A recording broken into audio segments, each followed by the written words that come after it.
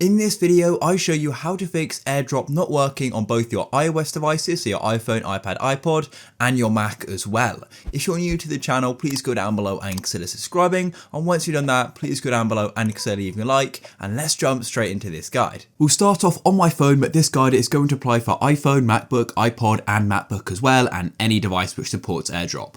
So the first thing you want to do is go and check your AirDrop settings. So to do this on an iOS device, so iPhone, iPad, iPod, open up your control center just like so, and then what you want to do is go and hold your finger next to in the middle of the Wi-Fi and Bluetooth. Go and open this up here.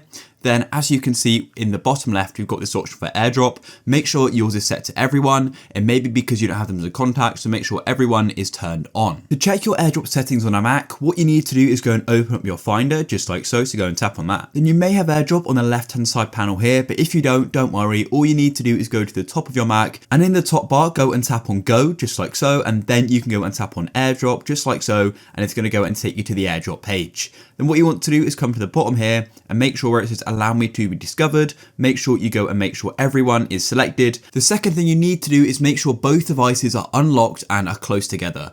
If they're not unlocked, they aren't going to be findable, and just make sure they're close together, because if you aren't using the same Wi-Fi network, then Bluetooth will be used. You just make sure they're close together.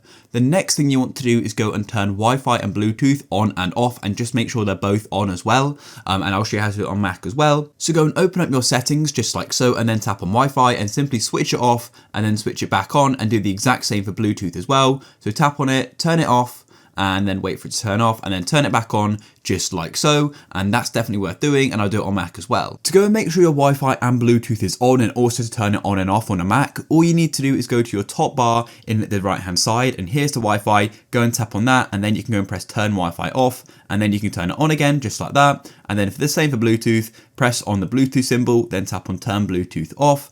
Then it's going to be turned off, and you can turn it back on just like so. And the next thing I recommend doing is going and restarting your device. So this is going to vary a little bit depending on what device you're using, but you can always go and Google it. But to do this on most iPhones, you hold the power button and the increase volume button just like so, and it's going to take a moment. And then as you can see, you can go and tap on or drag slide to power off, and that's going to fully turn off your phone. And then just hold the power button again, and it's going to go and restart, and then you can go and hopefully get AirDrop working. But that's sort of a last resort to go and restart your phone, and of course restart the other device as well. So go and restart your Mac. All you need to do is go and press on the Apple logo in the top, and then you can go and press on restart, and hopefully that's going to go and repair AirDrop and get it working. If you found this guide useful, please click down below and consider leaving a like.